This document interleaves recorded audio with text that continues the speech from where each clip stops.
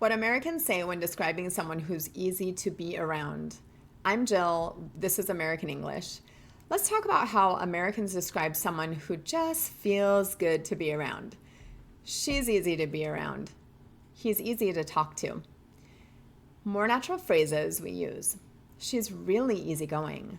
He's low drama. She's relaxed. He is not high maintenance. She's just easy. Listen, she's really easy to be around. He's low drama, which I appreciate. She's relaxed.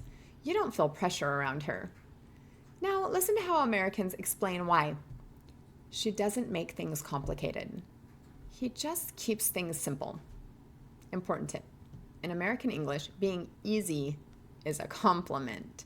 It usually means calm, emotionally stable, and comfortable. I'll see you in the next lesson.